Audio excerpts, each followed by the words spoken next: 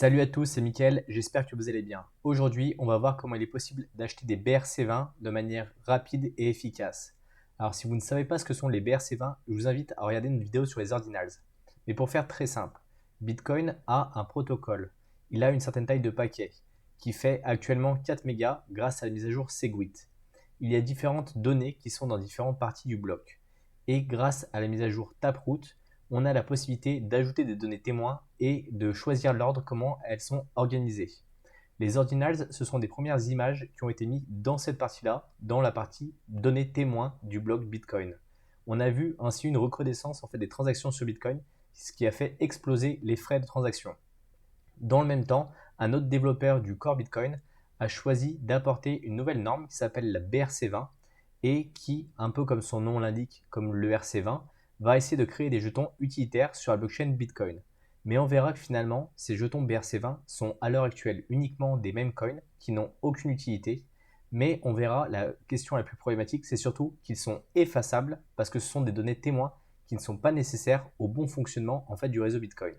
Mais avant ça, je vais vous montrer d'abord comment on peut installer un portefeuille qui supporte les ordinals et les BRC20 et comment on peut en acheter. Alors la première chose à faire et la chose la plus simple, c'est d'abord d'aller sur unisat.io. Unisat vous permet d'aller télécharger un wallet qui s'appelle Unisat également. Vous avez la possibilité de le récupérer directement pour Chrome ou pour Brave. Donc ici, vous cliquez sur Chrome Store. Vous allez devoir récupérer l'extension un petit peu comme un MetaMask ou encore un Rabi Wallet. Donc ici, vous cliquez sur Ajouter à Brave. On va vous demander de définir les 12 mots. Donc là, on ajoute l'extension.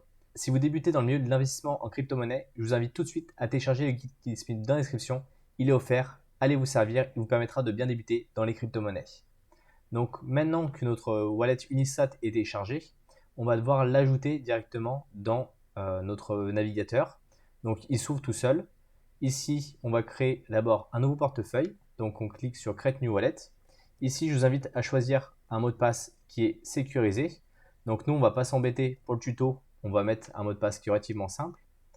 On va récupérer nos 12 mots de sécurité. Je vous invite à les noter sur une feuille pour ne pas les perdre. Donc nous, on va dire qu'on a bien sauvegardé. On va cliquer sur Continuer.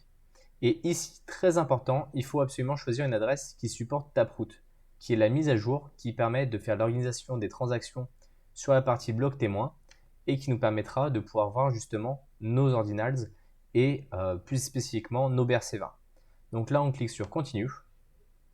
Et ici, on va avoir une adresse BTC sur laquelle on va pouvoir envoyer des fonds. Parce que bien sûr, les BRC20 fonctionnent sur la blockchain Bitcoin, donc ils doivent fonctionner avec du BTC.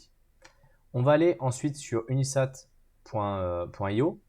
et ici, on va aller directement installer le portefeuille qui a déjà été installé.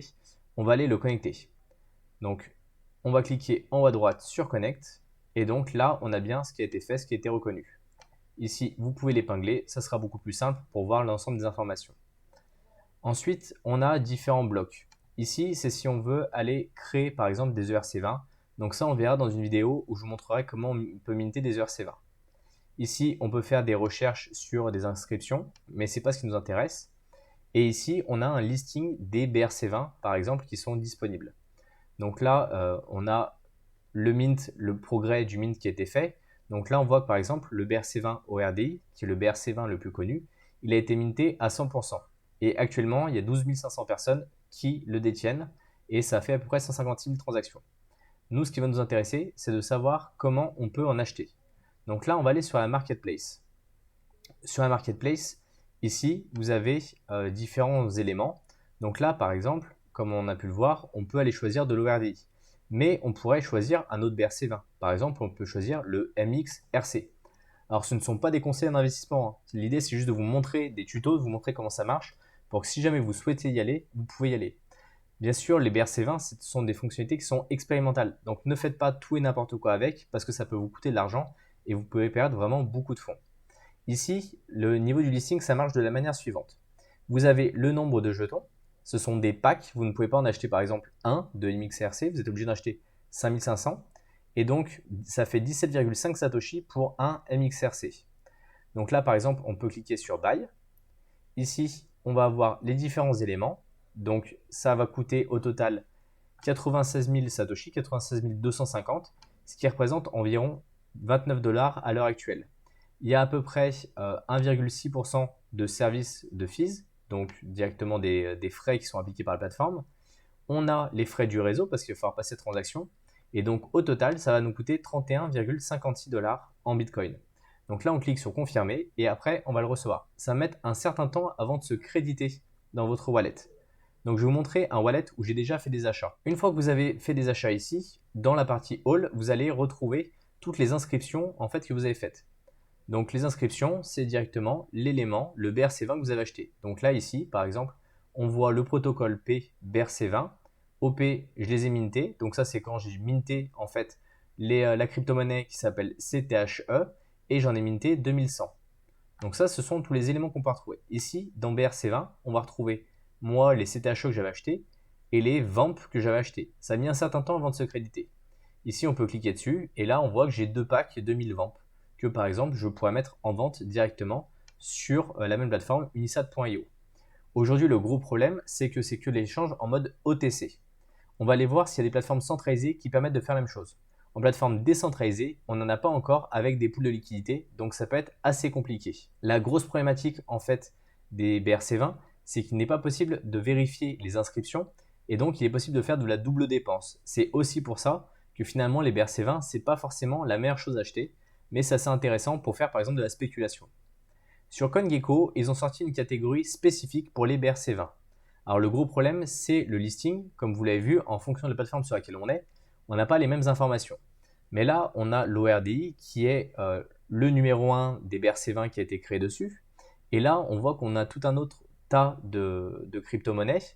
Alors, je vous invite bien sûr à faire des recherches à chaque fois, parce que par exemple, si on prend Oshi, le projet a été très très rapidement arrêté. Donc faites très attention à ça et faites toujours vos recherches avant d'investir dans quoi que ce soit. Ici, on prend par exemple l'ORDI et on va regarder dans les endroits sur lesquels ils sont listés. Donc là, par exemple, on va attendre de passer la sécurité de CoinGecko. Alors, en fonction de si vous utilisez des VPN ou pas, ça peut être assez embêtant ça.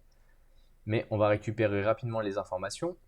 Ici, on voit que l'ORDI se trade à peu près 6,33 $. Donc, si on regarde un petit peu la tendance à 180 jours, il a fait que baisser. C'est pas forcément quelque chose que j'achèterais parce que moi, les BRC20, c'est uniquement des memecoins et ça a été toujours expliqué comme ça. Il n'y a pas de choses cachées, en tout cas, il n'y a pas de fondamental derrière. Et là, il y a quelques plateformes centralisées qui commencent à se positionner sur le créneau. Par exemple, il y a Gate.io. Donc, si vous voulez acheter des BRC20, par exemple, sur une plateforme centralisée, on va aller sur Gate.io. Ici, l'interface est en français. On va aller dans la partie transactions, comptant. On va cliquer dessus. Bien sûr, il faudra que vous ayez de l'argent qui soit déposé sur Gate.io, que ce soit de l'USDT, que ce soit du BTC ou une autre crypto qui est très utilisée. On va aller chercher par exemple ORDI. Donc ici, on prend la paire ORDI USDT ou ORDI BTC. On va prendre sur l'USDT, ça permettra d'avoir les montants les plus fixés, au moins c'est plus simple pour calculer. Ici, on a directement les ordres de vente. Ici, on a les ordres d'achat qui sont passés. Soit on met un ordre limite avec un certain prix, soit on va acheter au marché. Donc là, on va choisir trading manuel. On ne met pas de futur ou autre, on achète au comptant. Nous, on va se mettre au prix du marché. Et donc là, on va dire par exemple que je veux acheter 10 ORDI. On clique sur acheter ORDI. Et là, bien sûr, il faudra les fonds suffisants. Il faudrait par exemple, là, 63 USDT pour arriver à passer l'achat. Si vous voulez l'acheter à un certain montant avec un prix limite, vous dites par exemple que vous souhaitez acheter des ORDI pour 6 $ unité. Donc nous on veut 10 ORDI. Et donc là il faudra que vous posiez 60 USDT. On va mettre acheter et là l'ordre d'achat va se mettre dans la pile des ordres en cours. Donc voilà comment vous avez la possibilité d'acheter par exemple des BRC20. Et comme je le rappelle, comme je l'ai expliqué au début de la vidéo, les BRC20 ont la possibilité d'être effacés parce qu'en fait, ils sont dans une partie du bloc qui n'est pas indispensable.